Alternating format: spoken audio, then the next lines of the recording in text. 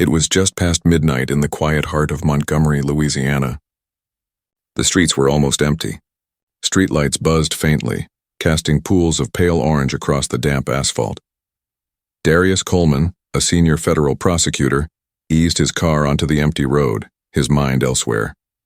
He had just left a late dinner with colleagues, laughter still echoing faintly in his thoughts. For once, he wasn't thinking about the law or injustice or the system he'd spent years trying to reform. He was thinking about home, about peace. But peace never lasts long when the world isn't built for it.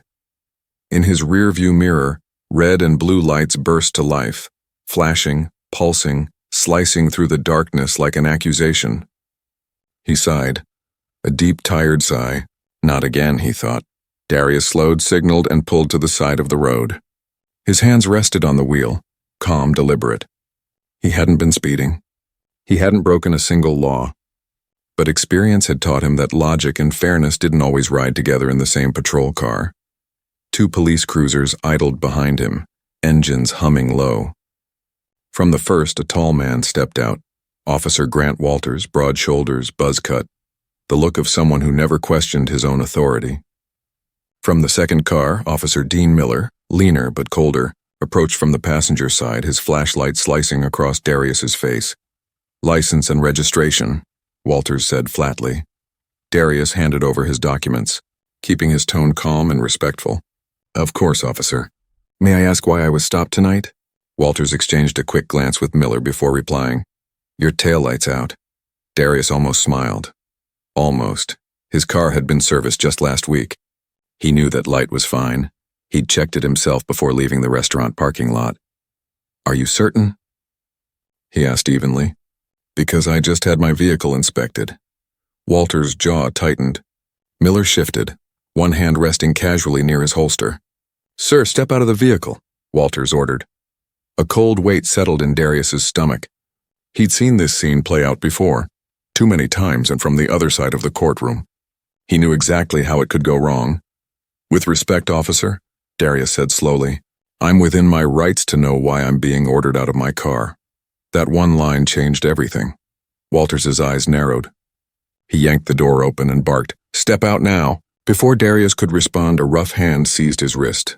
His seatbelt caught against his chest as Walters pulled hard. "What are you doing?" Darius protested, instinctive, his voice steady but firm. Miller rounded the car, grabbing Darius's other arm, twisting it behind his back. The cold click of metal cuffs echoed in the night air.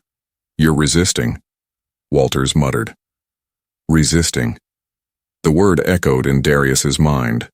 A word he'd heard countless times in cases just like this one. A word that turned innocence into guilt in the eyes of a system too blind to see its own reflection. His heart pounded, not with fear, but with fury. This wasn't law enforcement. This was theater, a performance of power. And they thought they already knew how the story would end. But Darius had a different ending in mind. The night air felt heavier as they shoved him against the hood of his car, the flashing lights reflecting off the metallic surface like fire. He could see his own reflection, calm, controlled, and quietly furious. He said nothing as they loaded him into the back of the cruiser. Because he knew silence could be louder than any protest. He knew what was coming next, and how he would turn it all around. That night, the arrest report would read resisting arrest, obstruction, disorderly conduct. But the truth would tell a very different story, and soon so would the world. The morning sun cut through the courthouse windows like a blade, sharp and unforgiving.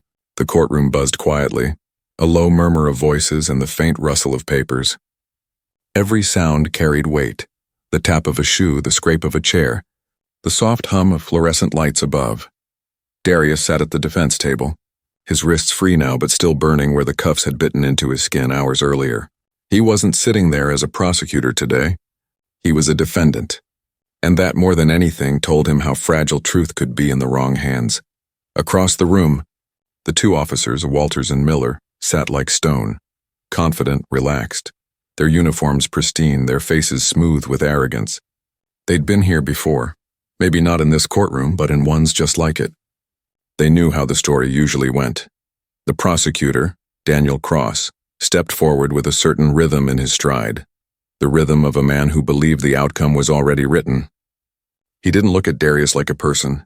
He looked at him like a file. "A case to close, Your Honor," Cross began, voice steady and sure. "This is a straightforward matter. The defendant escalated a routine traffic stop into a confrontation with law enforcement. The officers were left with no choice but to restrain him for their own safety. Darius's attorney, Lisa Moreno, a public defender juggling more cases than any one person should, rose from her chair. "Objection," she said firmly. "There's no evidence my client was aggressive. No body cam footage, no dash cam recording, because none exists." Judge Helen Drayton, a woman with a face carved from impatience, barely glanced up. "Overruled," she said flatly, already scribbling notes. Darius sat still. He'd seen this before. Not as a defendant, but from behind the prosecution's table. He recognized the rhythm of bias, the invisible threads that tied outcomes to assumptions. He had spent years fighting for justice inside these same walls, and now those same walls were closing in on him. Officer Walters took the stand first. His words were smooth, practiced, every sentence shaped to sound reasonable. "The suspect refused to exit the vehicle," he said. "He was confrontational and uncooperative. We feared the situation was escalating. A lie. Every single word. But lies, Darius knew, had a way of sounding like truth when spoken in uniform." Then Miller followed, backing up his partner with perfectly aligned statements. "We acted according to protocol. He became combative. We had to protect ourselves," Lisa pressed, trying to expose the cracks. "So neither of your body cams were operational?" Walters nodded solemnly. "Technical failure. Convenient," Darius thought. "Always is." Judge Drayton leaned back in her chair, unimpressed by the defense's arguments. "Do you have any additional witnesses?" she asked. Lisa hesitated, then turned to Darius. "Yes, Your Honor." The defense calls Darius Coleman to the stand. A quiet wave rippled through the courtroom. Darius stood, straightened his suit, walked forward. Every step felt like walking through memory. The countless times he had stood in this same spot, questioning witnesses, cross-examining defendants. Now he was the one being watched, measured, and silently judged. He took his seat, raised his right hand, swore in. Then he looked straight ahead. Cross began, pacing slightly, his tone smooth but sharp. "Mr. Coleman, would you say you complied with the officer's instructions that night?" "I asked why I was being ordered out of my car." Darius replied, voice steady. "That's not against the law." Cross tilted his head, feigning concern. "So you refused, in other words?" "I exercised my right to question an unlawful order," Darius said. Cross smiled thinly. "You could have avoided all of this if you had simply complied, correct?" Darius looked him dead in the eye. "If compliance means surrendering my rights, then no. I couldn't." A few heads in the courtroom lifted. The tone had changed. Even Judge Drayton paused her pen for a moment. Cross sighed dramatically, turning to the jury as if to say, "See how difficult he is?" Then casually he asked, "And what exactly qualifies you to decide what's lawful and what isn't, Mr. Coleman?" That was it. The moment the whole world shifted, Darius leaned forward. His voice was calm, but it carried through the entire room like thunder rolling in slow motion. "Maybe I should clarify who I am," he said. He reached into the briefcase by his side. Lisa's eyes widened slightly. She hadn't been expecting this. From the case, Darius pulled out a small badge. The gold glint caught the light. He set it gently on the witness stand. "I'm Darius Coleman," he said, every word deliberate. "Assistant United States Attorney for the Eastern District." For a heartbeat, the room stopped breathing. The judge froze mid-motion. Cross blinked, his mouth slightly open. Walters shifted uneasily in his seat. Miller's face went pale. Darius didn't raise his voice. He didn't need to. "That's what my badge says," he continued.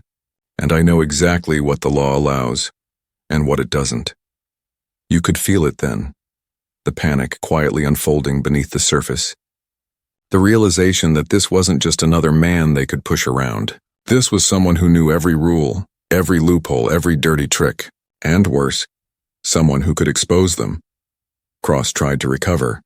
"Your Honor, this information—" "Sit down," Judge Drayton interrupted. Her tone had changed, tight and measured now. The balance of power had shifted.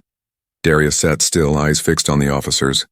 Their earlier confidence was gone, and for the first time since that night they looked like men who understood what fear felt like. Because now the truth was about to hit daylight.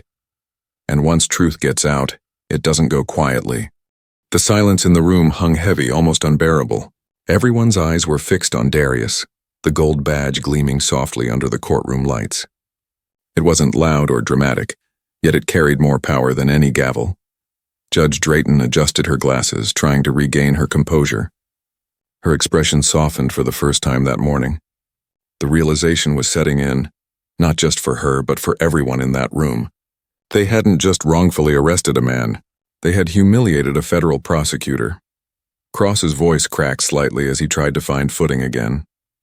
Your Honor, I wasn't made aware of this information prior to the hearing. The judge raised her hand. Enough. Her voice was low but sharp, like the sound of a fuse being lit. She turned her attention to the officers. Officers Walters and Miller, would you like to amend your statements? Neither spoke. Walters stared straight ahead, his jaw clenched, while Miller's foot tapped rapidly against the floor, betraying his nerves. The silence spoke louder than any testimony. Darius leaned forward slightly, his tone calm, almost surgical. Before they answer, Your Honor, I'd like to make a request. The judge hesitated. Proceed. I'd like the court to retrieve the dispatch call logs from the night of my arrest. Cross froze. He didn't need to check his files. He already knew what that meant. Darius wasn't guessing. He was setting a trap. If those officers called in a stop before approaching my car, Darius continued, there will be a record. If they didn't, then there was no lawful reason to initiate the stop, which means this entire arrest was built on a lie. The courtroom rippled with quiet murmurs. The judge's expression shifted, less control now, more calculation. She could feel the walls tightening. If she denied the request, she'd be seen as complicit. If she allowed it, the truth might explode into something she couldn't contain. After a long pause, she nodded once. Request granted. That one sentence was the sound of the first crack forming in the system's armor. Walters exhaled hard through his nose, his posture crumbling slightly. Miller turned to him with a desperate glance, like a man watching his lifeline snap. Darius leaned back in his chair, unbothered. He wasn't done. Not even close. The court recessed for the afternoon, but the story didn't stop there. In the back of the courtroom, a young journalist named Rachel King from the Montgomery Gazette had been typing nonstop since the badge hit the table. Her eyes were wide, her fingers trembling as she realized what she'd just witnessed. She left the courthouse and immediately started writing. Her article went live before sunset.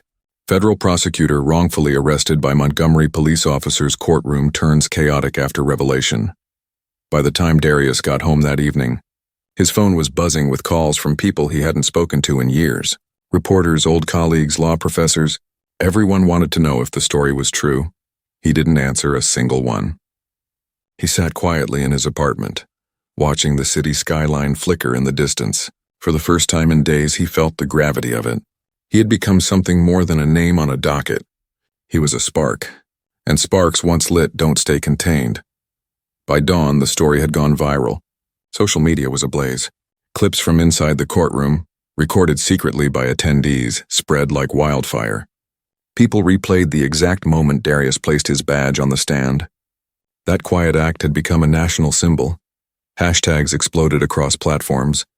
Rears Justice for Darius, Car Truth in Uniform, Law vs. Law.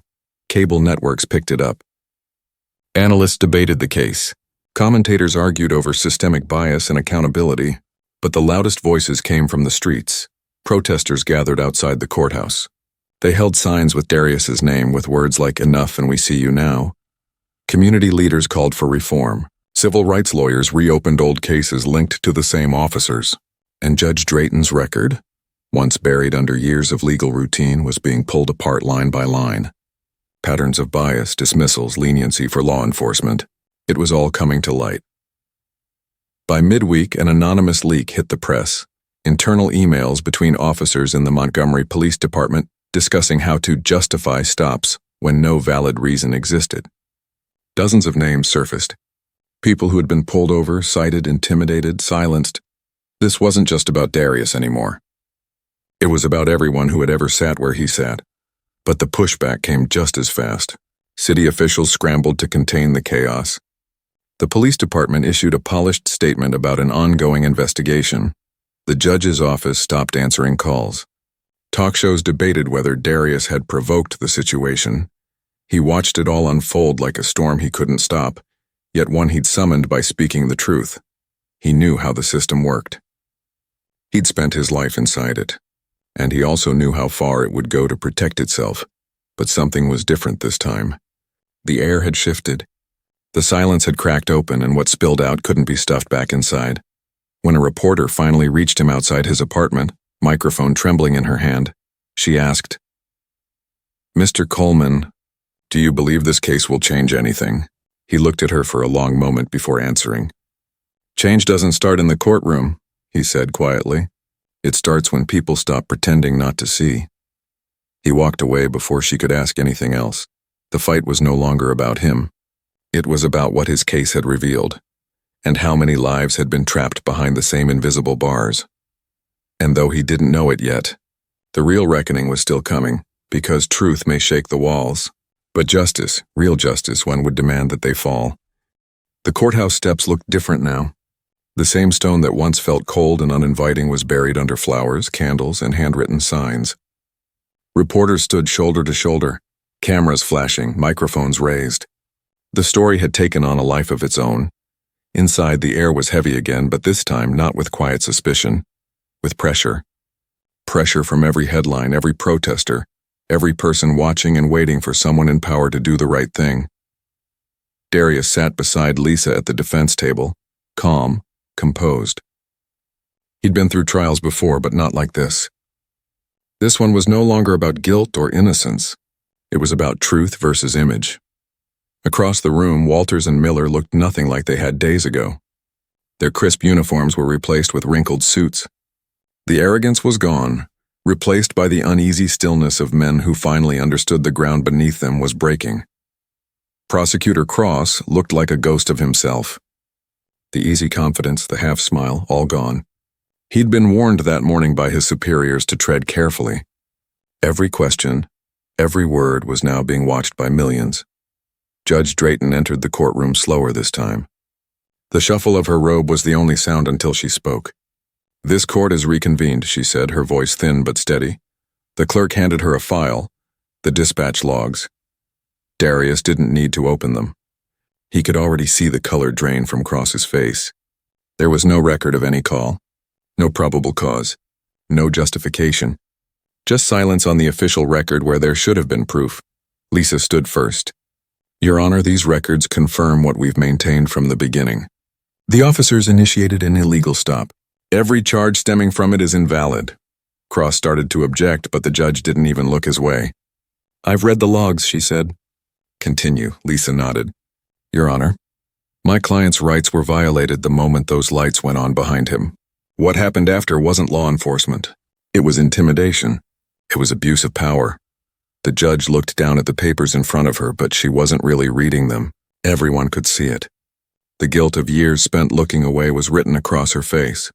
Walters shifted, his hand rubbing nervously at the back of his neck. "Your Honor," Drayton's eyes snapped to him. "I didn't ask for a statement." The entire room went still again, but outside the noise was growing louder. Chants echoed faintly through the courthouse walls. Reporters called out updates from their phones. Every decision made in that room was being fed to the public in real time. Darius sat quietly, watching it all unfold. It wasn't satisfaction he felt. It was something heavier, something close to grief, because he knew that for every courtroom like this one, there were dozens more where people like him wouldn't stand a chance. By evening, the footage of the hearing had spread again. People replayed the moment the judge read the call logs aloud. They watched her face tighten. They watched Walters look down. They watched the cracks widen. Then came the avalanche. Civil rights attorneys filed a federal suit against the Montgomery Police Department on behalf of dozens of citizens. Local leaders demanded the resignation of Judge Drayton. City officials tried to downplay it, but the pressure was relentless. Within days, new documents leaked. Internal memos from the police department showed training sessions that encouraged assertive stops in predominantly black neighborhoods, a pattern of fabricated justifications for minor traffic stops. It was all there, buried for years. Until now, news anchors debated it nightly. Commentators called it a turning point. But Darius knew better. The system was old, and it didn't give up its power easily. For every truth revealed, there would be 10 new lies waiting to replace it. Still, the streets were louder than ever. Protesters marched not just for Darius, but for everyone else. For names no one knew. For faces that never made the news. From his apartment window, Darius could see them. Rows of people holding candles, chanting, singing. It was a sight both beautiful and heartbreaking. He had spent years trying to fix the system from within. Now it was the people outside who were forcing it to change. His phone buzzed again. Another reporter. Another invitation to speak on national television. He turned it face down on the table. He didn't need a spotlight. The story was bigger than him now. He thought of the officers, of Cross, of Judge Drayton, of every person who'd looked at him and seen only what they wanted to see. He wondered if any of them truly understood what they had done, not just to him but to the foundation they were sworn to protect. Justice wasn't supposed to depend on who you were or what badge you carried. Yet somehow it still did. He exhaled slowly, watching the city lights flicker like 1,000 tiny hopes trying to survive the dark. The fight wasn't over. Not even close, and somewhere deep inside, Darius knew this was just the beginning. The final hearing drew more attention than anyone expected. Reporters lined the steps before dawn. By the time the doors opened, the halls were filled with people. Activists, law students, former defendants, even retired judges who had come quietly to watch history happen. When Darius walked through those doors, cameras flashed like lightning. He didn't flinch. He didn't wave. He just kept walking, his eyes steady on the courtroom ahead. He wasn't there to prove a point anymore. He was there to close a chapter that had already rewritten itself. Inside, the atmosphere felt different. There was no tension in the air now, only anticipation. The kind that comes right before truth finally speaks louder than power. Judge Drayton sat high on the bench, her posture firm but her expression weary. The weight of the past few weeks had taken its toll. The protests, the leaked documents, the public outrage, it had forced her to see what she'd ignored for too long. Darius sat at the defense table beside Lisa. She gave him a small nod, one that said, no matter what happens next, the truth is already out. Across from them, Cross was motionless, his case crumbling in silence. Walters and Miller avoided eye contact completely. Their faces were drained, the confidence gone. The judge took a long breath before speaking. After reviewing the evidence, including the dispatch records and officer testimony, she said slowly, "This court finds the defendant." The pause stretched. Every second felt like it lasted an hour. Not guilty. A collective exhale swept the room, a sound like air rushing back into lungs that had been holding it for weeks. Lisa pressed a hand to her chest in quiet relief. Darius didn't move. He just sat there absorbing the words. Not guilty. Simple words. Heavy truth. The judge continued, her voice lower now. Furthermore, this court will be forwarding all relevant materials to the state attorney's office for review of potential misconduct. Gasps rippled through the gallery.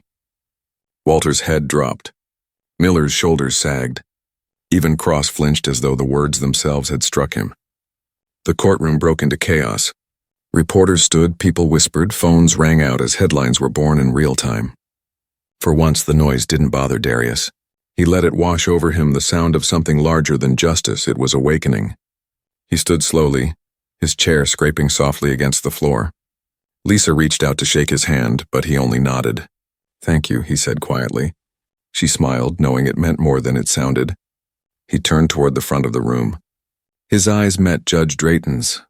For a brief moment, she looked almost human, tired, remorseful, maybe even ashamed.